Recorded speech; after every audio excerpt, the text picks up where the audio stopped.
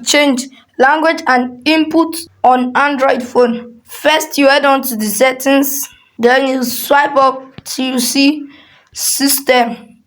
Tap on it till you see language and input. Then you tap on language and input. There you see language. Then tap on it. If you wish to put other preferred language or change the language, you tap on other languages.